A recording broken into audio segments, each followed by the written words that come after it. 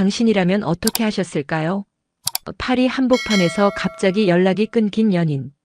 그리고 몇 주 후 알게 된 충격적인 소식.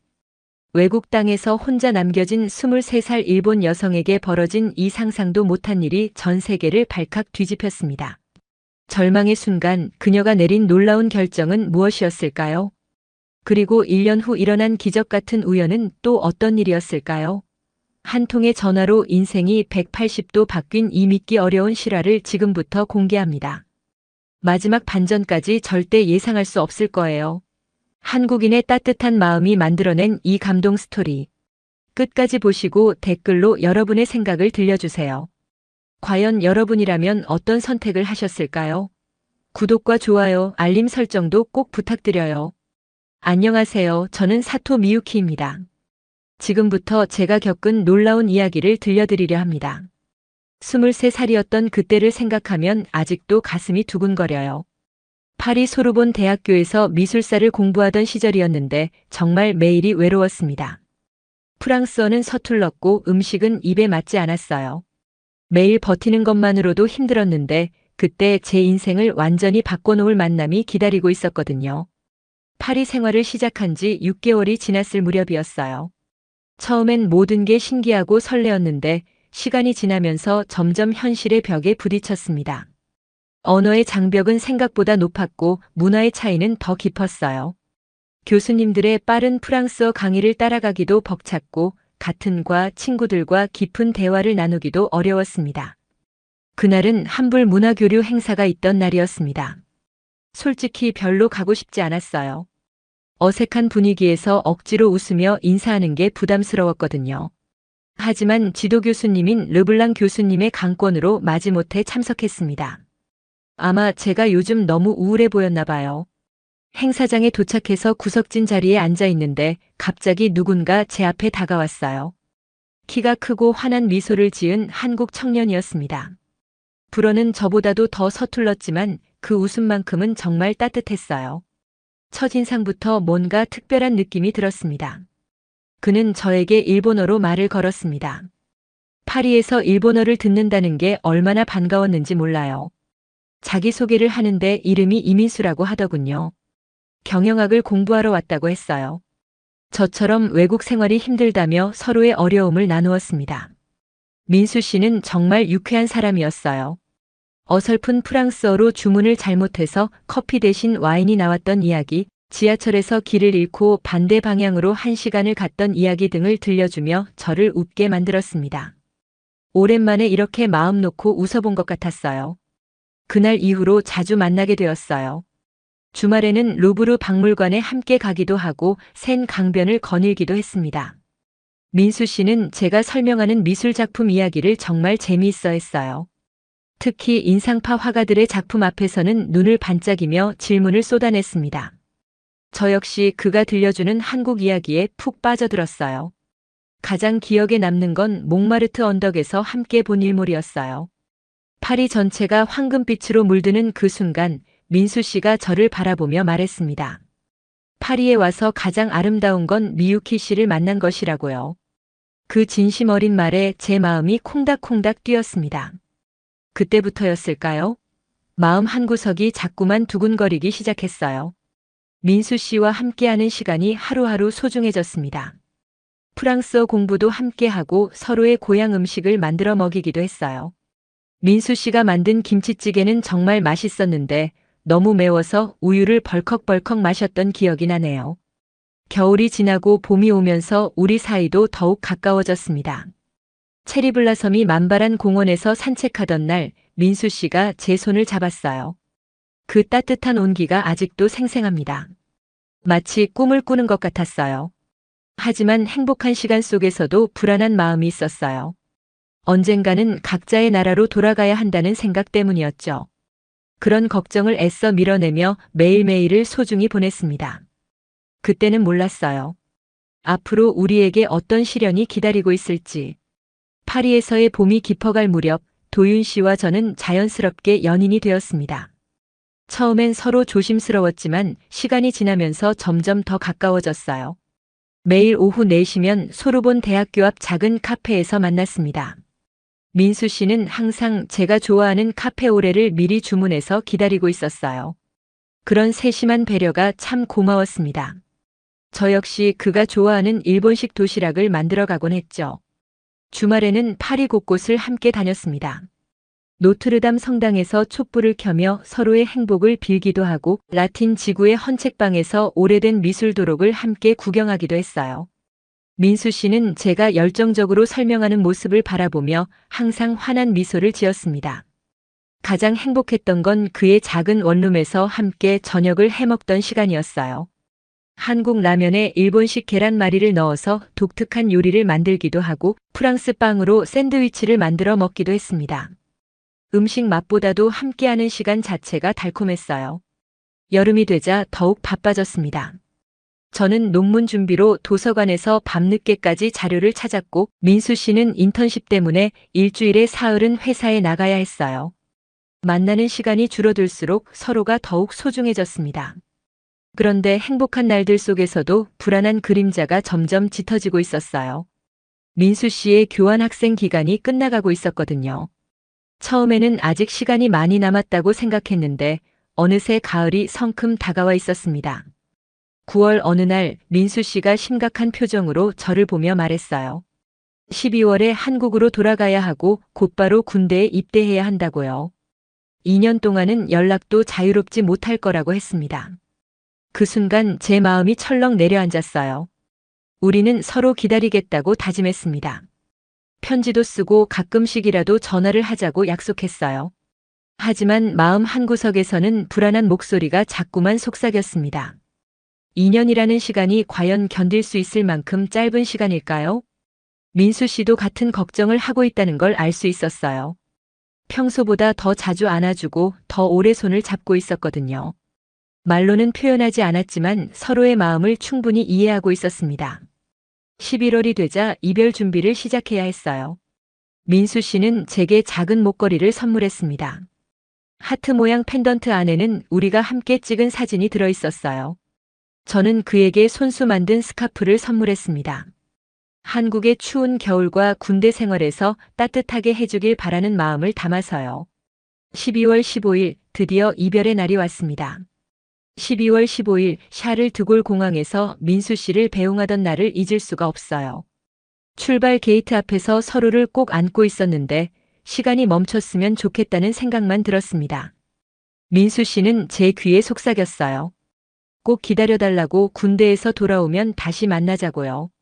그의 뒷모습이 사라질 때까지 계속 손을 흔들었습니다. 공항을 나오는 길에 눈물이 멈추지 않았어요. 파리의 겨울이 이렇게 춥고 외로운 줄 몰랐습니다. 혼자 남은 아파트는 너무나 적막했고 민수 씨의 흔적들만 곳곳에 남아 있었어요. 처음 한 달 동안은 편지가 자주 왔습니다. 군 훈련소에서 보내는 짧은 편지였지만 그 글씨를 보는 것만으로도 위로가 되었어요. 한국의 추운 겨울 이야기, 힘든 훈련 이야기, 그리고 저를 그리워한다는 말들이 적혀 있었습니다. 저도 파리의 일상을 담은 긴 편지를 매주 보냈어요. 2월이 되자 편지 횟수가 줄어들기 시작했습니다. 부대 배치를 받아서 더 바빠졌다는 내용이었어요. 그래도 한 달에 두세 번은 연락이 왔으니까 크게 걱정하지 않았습니다. 오히려 저도 졸업 논문 준비로 바빠지고 있었거든요. 하지만 3월 중순부터는 정말 조용해졌어요. 한 달이 지나도 소식이 없었습니다. 제가 보낸 편지에 대한 답장도 오지 않았어요. 혹시 제 편지가 제대로 전달되지 않은 건 아닐까 싶어서 다른 주소로도 보내봤지만 마찬가지였습니다. 그 무렵 몸에 이상한 변화가 생기기 시작했어요. 아침마다 메스꺼움이 심했고 평소 좋아하던 커피 냄새만 맡아도 토할 것 같았습니다. 처음에는 스트레스 때문이라고 생각했어요. 민수 씨와 떨어져 있는 외로움과 논문 준비의 압박감 때문일 거라고요. 하지만 증상이 계속되자 걱정이 되기 시작했습니다. 혹시 심각한 병에 걸린 건 아닐까 하는 두려움이 들었어요. 친구 소피가 병원에 가보라고 권했습니다. 소피는 제가 파리에서 사귄 몇 안 되는 친한 친구 중 하나였어요. 4월 첫째 주 월요일 드디어 병원에 갔습니다. 생테티엔 병원의 산부인과였어요. 처음에는 단순한 건강검진이라고 생각했는데 의사가 몇 가지 검사를 더 해보자고 하더군요. 소변 검사, 혈액 검사까지 받고 나서 결과를 기다리는 시간이 정말 길게 느껴졌습니다. 의사가 검사 결과를 들고 와서 저를 보며 말했어요. 축하드립니다. 임신 6주차입니다. 그 순간 머리가 하얘졌어요. 세상이 멈춘 것 같았습니다. 의사의 목소리가 멀리서 들려오는 것 같았어요. 혹시 잘못된 결과는 아닌가요? 제가 떨리는 목소리로 물었습니다. 의사는 다시 한번 확인해 보겠다며 초음파 검사를 했어요. 모니터에 작은 점 하나가 보였습니다. 그것이 바로 제 뱃속의 아이였어요. 병원을 나와서도 한참 동안 멍하니 서 있었습니다. 파리의 봄볕이 따뜻했지만 제 마음은 얼어붙은 것 같았어요. 민수 씨와 헤어진 지 넉 달, 연락이 끊긴 지도 한 달이 넘었는데 갑자기 임신이라니. 이 상황을 어떻게 받아들여야 할지 모르겠더군요. 집으로 돌아가는 지하철 안에서 눈물이 계속 흘렀습니다. 다행히 마스크를 끼고 있어서 다른 사람들이 알아차리지는 못했을 거예요. 머릿속에는 온갖 생각들이 뒤섞였습니다. 민수 씨에게 어떻게 알려야 할까? 혼자서 아이를 키울 수 있을까? 부모님께는 뭐라고 말씀드려야 할까? 아파트에 도착해서 소파에 주저앉았어요. 민수 씨가 선물해준 목걸이를 만지작거리며 생각에 잠겼습니다. 그 안에 들어있는 우리의 사진을 보니 더욱 눈물이 났어요. 그때는 이런 일이 생길 줄 꿈에도 몰랐는데 외국 땅에서 혼자 아이를 낳아 키워야 한다는 현실이 점점 무겁게 다가왔습니다. 그날 밤은 한잠도 자지 못했어요. 침대에 누워서 천장만 바라보며 온갖 생각에 잠겨 있었습니다. 임신이라는 현실이 아직도 믿어지지 않았거든요. 아침이 되어서야 겨우 잠이 들었는데 곧바로 악몽에 시달렸어요. 다음 날부터 일주일 동안 정말 힘들었습니다. 아침마다 더 심해지는 입덧 때문에 제대로 된 식사를 할 수가 없었어요. 물만 마셔도 토할 것 같았습니다. 그런데 더 큰 문제는 마음이었어요. 하루 종일 눈물만 흘렸습니다. 소피가 매일 찾아와서 걱정해줬어요. 제 상태를 보더니 깜짝 놀라며 병원에 다시 가보라고 했습니다. 하지만 저는 병원에 갈 용기가 나지 않았어요. 임신이 확실해지면 정말 어떻게 해야 할지 모르겠더군요. 민수 씨에게 편지를 써봤습니다. 임신 사실을 알리는 편지였어요. 하지만 쓰고 또 쓰다가 결국 찢어버렸습니다. 이미 한 달 넘게 연락이 없는 상황에서 갑자기 이런 소식을 전하는 것이 맞는 건지 확신이 서지 않았거든요. 부모님께 전화를 걸어볼까도 생각했어요. 하지만 수화기를 들었다가 다시 내려놓기를 여러 번 반복했습니다. 딸이 외국에서 혼자 임신했다는 소식을 들으시면 얼마나 충격을 받으실까요? 특히 아버지는 실신하실지도 모르겠더군요. 4월 둘째 주가 되어서야 다시 병원에 갔습니다. 이번에는 일본인 의사 선생님이 계시는 병원이었어요. 일본어로 상담받을 수 있어서 마음이 조금 편했습니다. 의사 선생님은 제 상황을 듣고 나서 따뜻하게 위로해 주셨어요. 지금 8주 차입니다. 아이는 건강하게 자라고 있어요. 초음파 화면에서 예전보다 훨씬 커진 아이의 모습을 볼 수 있었습니다. 작은 심장이 콩닥콩닥 뛰는 소리도 들었어요. 그 순간 뭔가 마음속에서 변화가 일어났습니다. 집으로 돌아와서 초음파 사진을 한참 바라봤어요. 희미하지만 사람의 형태를 갖춰가는 작은 생명이었습니다. 이 아이도 하나의 소중한 생명이구나 하는 생각이 들었어요. 그 순간부터 마음이 조금씩 달라지기 시작했습니다. 다음 날 소피와 함께 센 강변을 걸었어요. 파리의 봄은 정말 아름다웠습니다. 나무들이 새잎을 티누고 있었고 꽃들이 만발해 있었어요. 새로운 생명이 움트는 계절이었죠. 그때 문득 깨달았습니다. 제 뱃속의 아이도 이 아름다운 세상에 나올 자격이 있다는 것을요. 소피, 나는 이 아이를 낳기로 했어. 그렇게 말하고 나니 마음이 한결 가벼워졌습니다. 소피는 제 손을 꼭 잡으며 응원해준다고 했어요. 비록 아이 아버지와는 연락이 끊겼지만 저 혼자서라도 잘 키워보겠다는 결심이 섰습니다. 그날 밤 부모님께 전화를 드렸어요. 목소리가 많이 떨렸지만 용기를 내서 모든 상황을 말씀드렸습니다. 처음에는 두 분 다 너무 놀라셔서 말씀을 못 하시더군요. 하지만 제가 아이를 낳겠다고 하니까 아버지께서 그러시더라고요. 내가 내린 결정이라면 우리가 도와주마. 어머니는 울면서 말씀하셨어요. 혼자 낳아서 키우기 힘들면 일본으로 돌아오라고요. 하지만 저는 파리에서 끝까지 해보고 싶다고 말씀드렸습니다. 이미 여기서 3년을 살았고 병원도 다니고 있으니까 괜찮을 거라고요. 민수 씨에게도 마지막으로 한 번 더 편지를 써봤어요. 이번에는 찢지 않고 정말로 붙였습니다. 임신 사실과 혼자서라도 아이를 키우겠다는 제 의지를 솔직하게 적었어요. 답장을 기대하지는 않았지만 적어도 알 권리는 있다고 생각했거든요. 그렇게 마음을 정하고 나니 오히려 평온해졌습니다. 물론 앞으로 많은 어려움이 기다리고 있겠지만 이 작은 생명과 함께라면 이겨낼 수 있을 것 같았어요. 매일 배에 손을 올리고 아이에게 말을 걸었습니다. 우리 둘이서 힘내서 잘 살아보자. 임신 중기가 되면서 입덧은 조금씩 나아졌지만 다른 어려움들이 시작되었어요. 무엇보다 경제적인 부담이 컸습니다. 학생 신분으로 받는 생활비로는 병원비와 출산 준비 비용을 감당하기 어려웠거든요. 아르바이트를 찾아봤지만 임신부를 받아주는 곳은 많지 않았어요. 다행히 소피가 큰 도움이 되었습니다. 소피의 언니가 아기용품을 많이 가지고 있다며 나눠주겠다고 했어요. 유모차, 아기 침대, 옷가지들까지 정말 많은 것들을 받았습니다. 그때 프랑스 사람들의 따뜻한 마음을 많이 느꼈어요.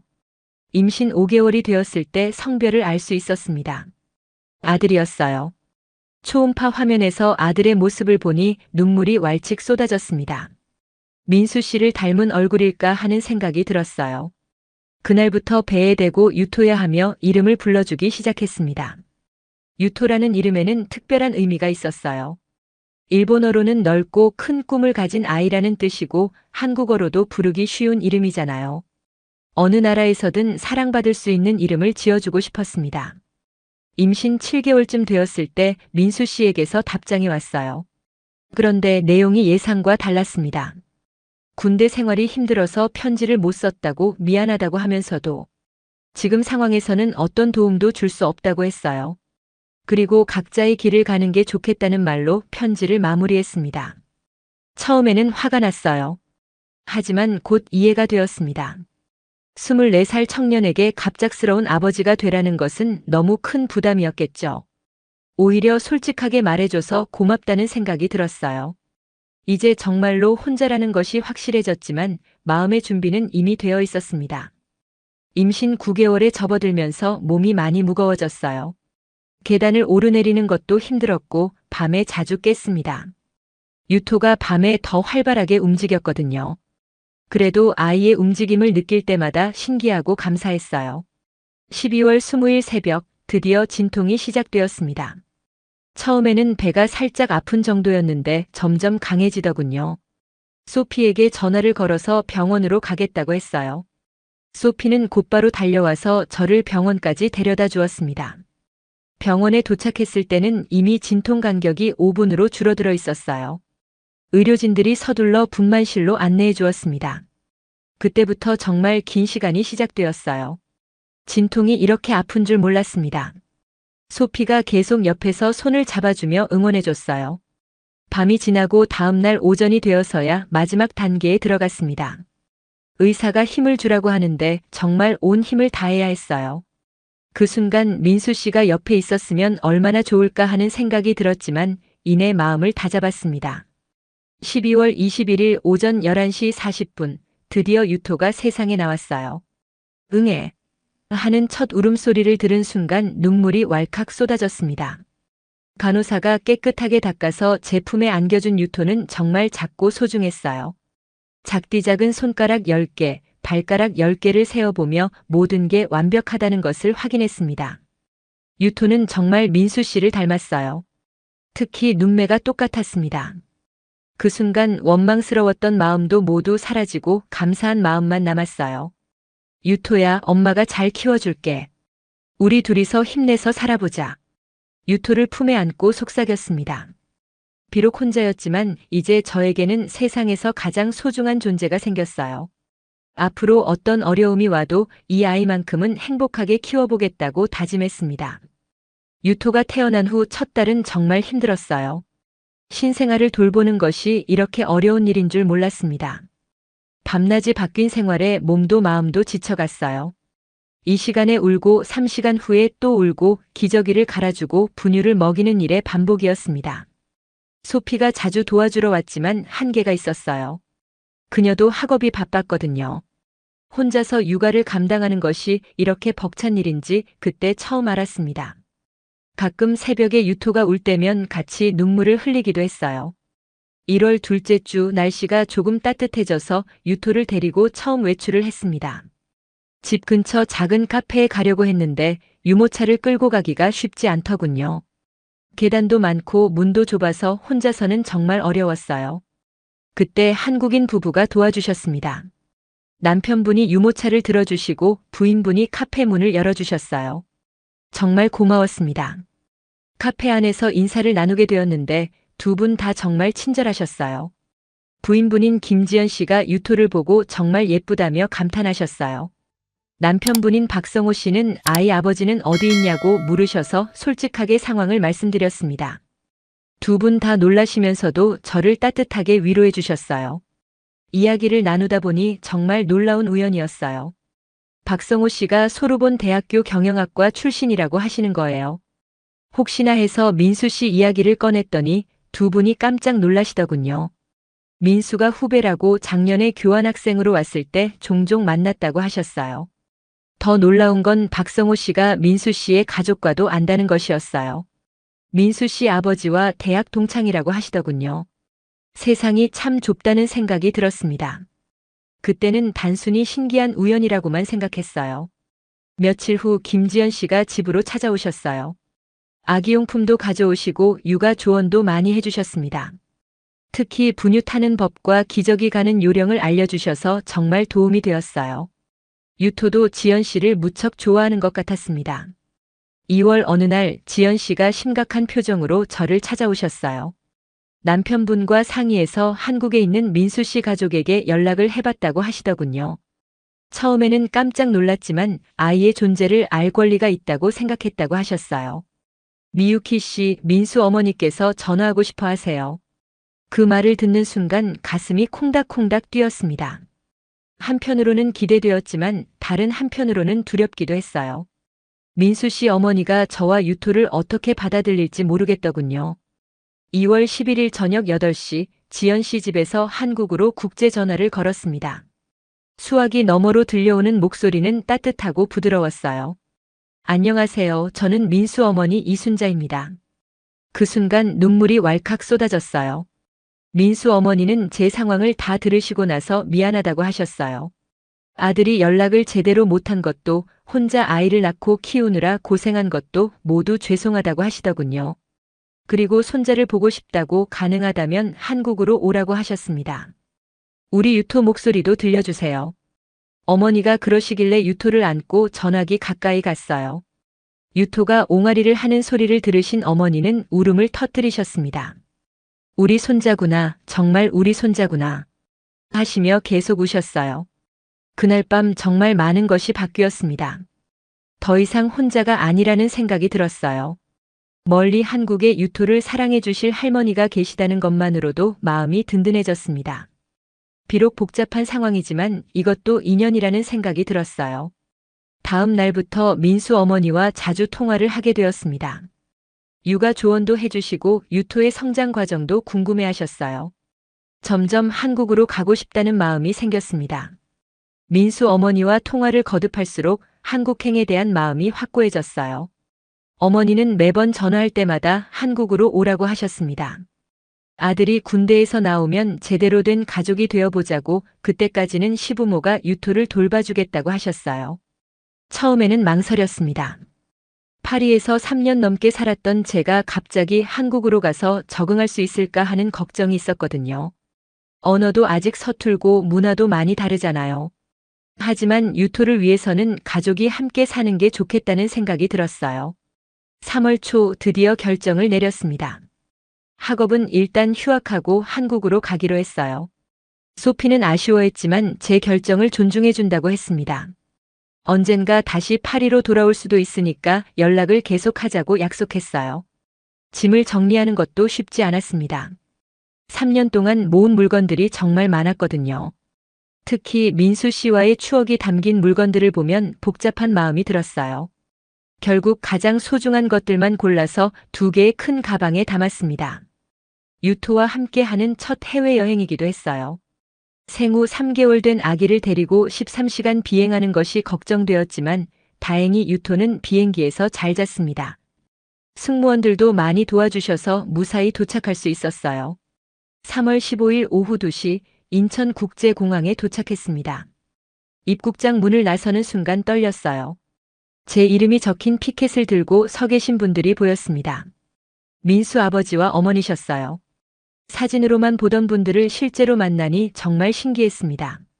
민수 어머니께서 제일 먼저 달려오셨어요. 미유키야, 정말 고생 많았구나. 하시며 저를 꼭 안아주셨습니다. 그 따뜻한 품에서 그동안 참았던 눈물이 왈칵 쏟아졌어요. 정말 오랜만에 느끼는 가족의 온기였습니다. 민수 아버지는 유토를 보시고는 눈물을 글썽이셨어요. 우리 손자가 이렇게 컸구나. 민수를 꼭 닮았네. 하시며 조심스럽게 유토를 안아주셨습니다. 유토도 할아버지를 보고 방긋 웃었어요. 처음 보는 사람인데도 전혀 낯설어하지 않더군요. 집으로 가는 차 안에서 많은 이야기를 나눴습니다. 그동안 혼자 육아하느라 힘들었을 거라며 위로해 주시고 이제는 가족이니까 걱정하지 말라고 하셨어요. 민수 어머니는 유토를 위해 아기방도 미리 준비해놨다고 하시더군요. 민수네 집은 생각보다 크고 따뜻했어요. 거실에는 유토를 위한 아기용품들이 가득했습니다. 요람, 장난감, 옷가지까지 정말 세심하게 준비해 주셨더군요. 그 정성에 또 한 번 감동받았어요. 저녁 식사를 하면서 민수 이야기도 들었습니다. 지금 강원도 산골 부대에서 복무 중이라고 하시더군요. 면회도 한 달에 한 번만 가능하다고 했어요. 하지만 유토가 태어났다는 소식을 전해주니까 정말 기뻐했다고 하셨습니다. 다음 날 드디어 민수를 만나러 부대로 갔어요. 면회 시간은 오후 2시부터 5시까지였습니다. 차를 타고 2시간을 달려서 도착한 부대는 정말 외딴 산속에 있었어요. 유토를 안고 면회실로 들어가는데 가슴이 두근두근 뛰었습니다. 면회실 문이 열리고 민수가 들어왔어요. 군복을 입은 모습이 낯설었지만 여전히 반가웠습니다. 저를 보더니 잠시 멈칫하더니 유토에게 시선을 고정했어요. 우리 아들이구나. 하며 눈물을 흘리더군요. 민수는 목발을 짚고 있었어요. 훈련 중에 다리를 다쳤다고 했습니다. 그래서 요즘 치료받으면서 근무하고 있다고 하더군요. 유토를 조심스럽게 안아보는 민수의 모습을 보니 정말 아버지가 된 것 같았어요. 미안해, 정말 미안해. 민수가 계속 사과했습니다. 연락을 못한 것도 혼자 아이를 낳게 한 것도 모두 미안하다고 했어요. 하지만 저는 이미 마음의 정리가 끝난 상태였습니다. 이제 와서 미안하다고 하지 마. 우리 앞으로만 생각하자. 짧은 시간이었지만 정말 의미 있는 만남이었어요. 민수는 제대하면 결혼식을 제대로 올리자고 했습니다. 유토에게도 제대로 된 아버지가 되어주겠다고 약속했어요. 그 진심 어린 말에 다시 한번 희망을 가져봤습니다. 민수가 제대한 것은 그해 11월이었어요. 1년 8개월 동안 기다린 시간이었습니다. 그동안 저는 시부모님과 함께 살면서 한국 생활에 적응해 나갔어요. 처음에는 언어와 문화의 차이 때문에 어려움이 많았지만 가족들의 도움으로 점점 나아졌습니다. 시어머니께서 한국어를 정말 열심히 가르쳐 주셨어요. 특히 육아와 관련된 표현들을 많이 알려주셨죠. 배고프다, 졸리다다, 기저귀 갈아줘 같은 말들을 배우면서 유토와의 소통도 더 자연스러워졌어요. 유토도 할머니, 할아버지를 정말 따랐습니다. 한국 음식 만드는 법도 배웠어요. 김치찌개, 된장국, 불고기 같은 기본적인 요리들부터 시작했습니다. 처음에는 맛이 이상했지만 계속 연습하니까 점점 나아졌어요. 특히 김치 담그는 법을 배울 때는 정말 신기했습니다. 이렇게 복잡한 과정을 거쳐서 만드는 줄 몰랐거든요. 유토는 하루가 다르게 자랐어요. 6개월이 되면서 뒤집기를 시작했고 8개월에는 기어다녔습니다. 할아버지가 가장 좋아하시는 시간은 유토와 놀아주는 시간이었어요. 바닥에 엎드려서 함께 기어다니시는 모습이 정말 사랑스러웠습니다. 제대를 한 달 앞두고 민수와 마지막 면회를 했어요. 그때 민수가 말했습니다. 제대하면 우리만의 집을 마련하자. 유토에게 제대로 된 아버지가 되고 싶어. 그 말을 듣고 정말 기뻤어요. 드디어 완전한 가족이 될 수 있겠다는 생각이 들었거든요. 11월 15일 민수의 제대 날이었습니다. 온 가족이 함께 부대까지 마중을 갔어요. 민복을 입고 나온 민수를 보니 정말 반가웠어요. 유토도 아빠를 알아보는 것 같았습니다. 민수를 보고 방긋 웃으며 팔을 뻗더군요. 아빠다 유토야. 아빠가 돌아왔어. 민수가 유토를 안고 돌리는 모습을 보니 눈물이 났어요. 비록 1년 넘게 떨어져 있었지만 이제야 진짜 가족이 된 기분이었습니다. 제대 후 한 달 뒤 드디어 우리만의 집을 얻었어요. 서울 근교의 작은 투룸이었지만 우리에게는 궁전 같았습니다. 민수는 무역회사에 취직이 되었고 저는 집에서 유토를 돌보며 온라인으로 일본어 번역 일을 시작했어요. 새 집에서의 첫날 밤이 정말 기억에 남아요. 유토는 새 환경이 신기한지 계속 기어다니며 탐험했습니다. 민수와 저는 바닥에 앉아서 유토가 노는 모습을 바라보며 이야기했어요.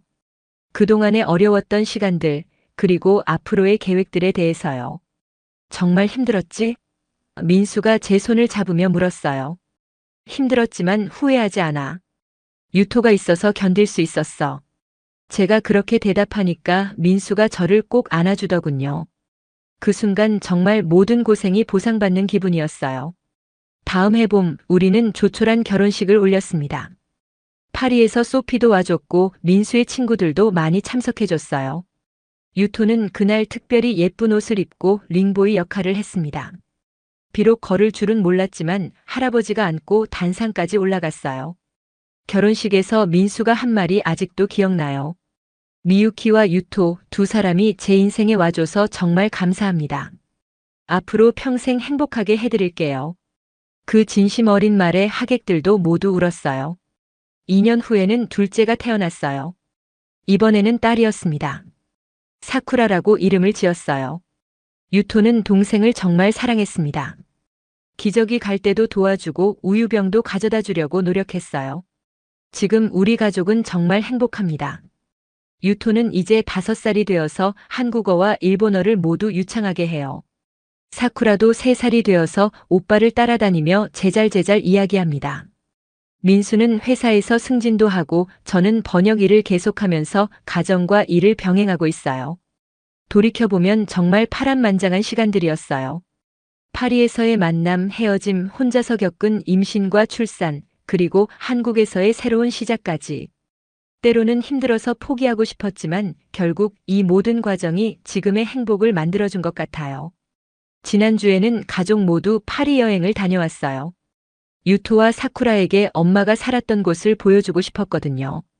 소르본 대학교 앞 카페에서 민수와 처음 만났던 그 자리에 네 식구가 함께 앉아 있으니 정말 감개무량했어요.